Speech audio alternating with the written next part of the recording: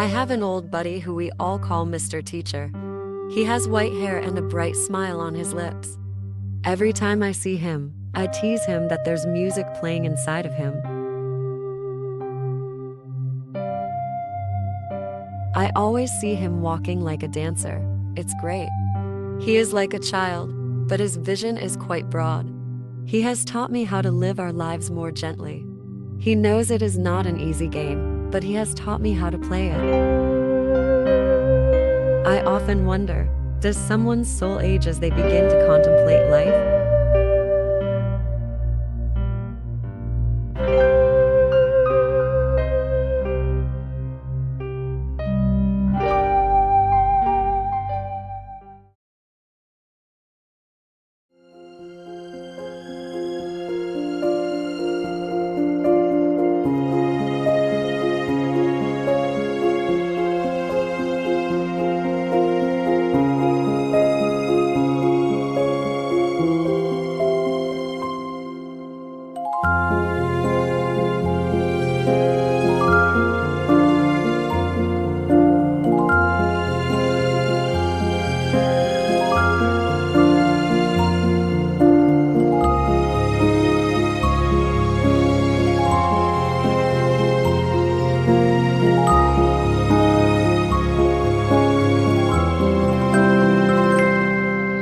I had been told about the storm a few days previously, but I didn't expect it to be that damaging. It is said that after the rain, the sun comes up. I never doubted that assertion, simply because I knew it to be accurate, whether metaphorically or literally.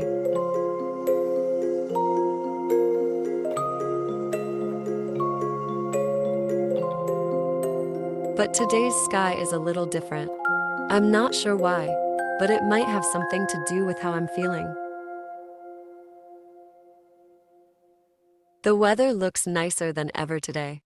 And since it's the weekend, I decided to prepare a cup of tea to refresh my spirits for the rest of the day.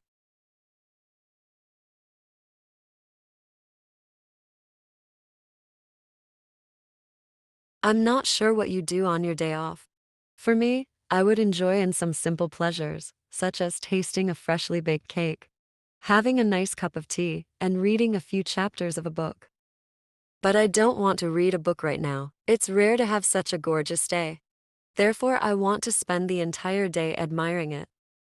I took my cup to the porch, where there was a charming tiny rattan table and an ancient rattan chair.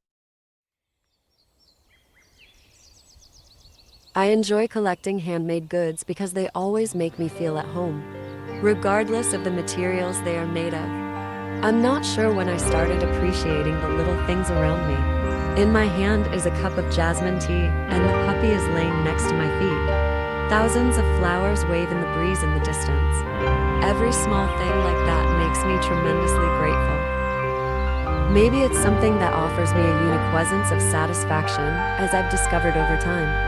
What if I shut my eyes and only let my senses to perceive everything? What a distinctive idea, but when?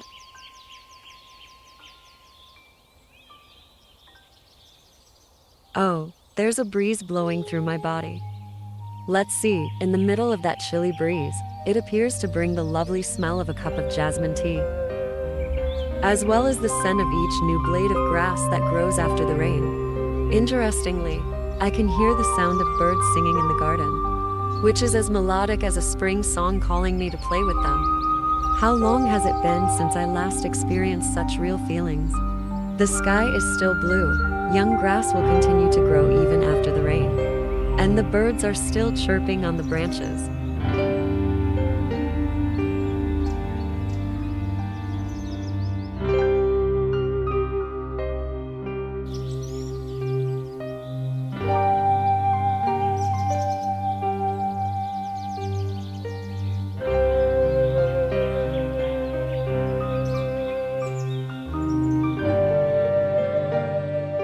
They're still here, but I haven't sensed their presence in a long time. Maybe the storm that just passed through was nature's bell ringing to awaken my senses. If according to some SARS interpretation, 1,000 years later, this same moon, is it still me sitting here, the one with a heavy heart, sitting here, watching the same spider spin its web? What will be left of my mind and body, other from the sadness I've gathered over the years? Will I still be the same worn-out person 1,000 years from now, sitting there watching the same things?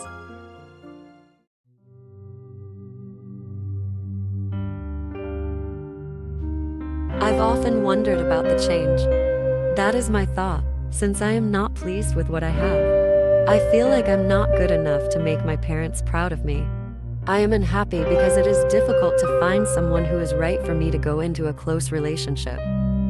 Or because I want to learn a new language, but the process is not going properly. Too many failures turn me become a skeptic, always comparing myself to those around me. I wish I could have had a different outcome if I had done differently. But those failures force me to deal with reality. I'm not sure if change, whatever form it takes, can bring me a better life, an ideal mate, peace of mind, or anything else that can make me more satisfied.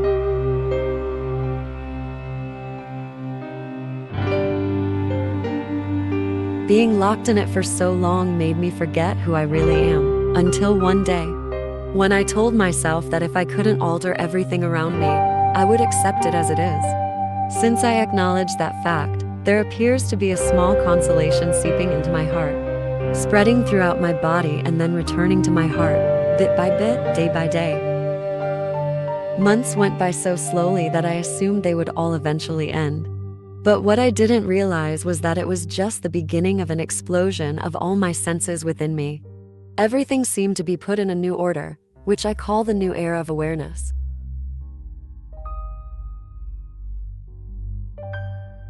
Change has its own identity. When it wants to come quickly, it may suddenly appear beside you. But when it wants to come slowly, you won't be able to make it come fast. If you perceive it as a melodic love song performed every night, it will become a pony that is both difficult to tame and eager to battle. If you have enough energy to dance to its rhythm, it's an amazing game. When your soul is no longer imprisoned by the darkness of that tunnel, I'm sure you'll want to see what's going on inside at least once. Like when you are caught in the rain on the way home. I guess the first thing you do is take everything out of your bag to see whether it's wet. Then you take a shower to cool yourself and get ready for dinner for yourself. Will the storms of your spirit that have previously devastated your soul be carried away according to that same law? How do you feel now that the process is complete? If you say that everything is okay, and that you are thankful for all of the challenges that have occurred in the past, to allow you to become the strong person you are now. You know exactly who you are and what you want to do with your life. I am so proud of you and hope you can live the life you desire. If you declare that the game in your new trip has only just began, and there's more wild stuff in store waiting for you ahead, not only will you be excited, but you will also feel like a child as you face that big ocean. It is unclear in your mind what is, but you sense that the understanding you have now is insufficient. You need more. Imagine that everything you know about the world fits on an island, and that this island grows as you learn more and more about the universe and yourself. This island, like every excellent island, is surrounded by an ocean, the ocean of the unknown. The paradox of knowledge is that as the island of your knowledge expands as a result of your continued learning, so do the borders between what you know and what you don't know. This implies that when you gain more knowledge, you're able to pose questions that you never even considered before. Have you ever considered asking yourself why you want to alter the way you currently view life? To me, the good or bad distinction appears to be a ridiculous mental game. Someone once stated that our pain always begins with expectation. So, in order to have a happy life, we must let go of our expectations. But there is one thing that has been somewhat forgotten. What we always need and seek is something that we do not have. This is still the chaos of a dreaming heart. On the other hand, do we want it? Because we believe we don't already have those things inside of us. No one can judge your acts because they know you have free will.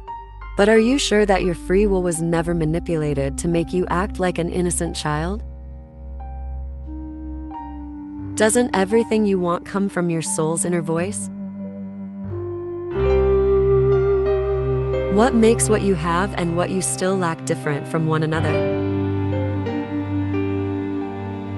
How do you feel when you compare yourself to other people?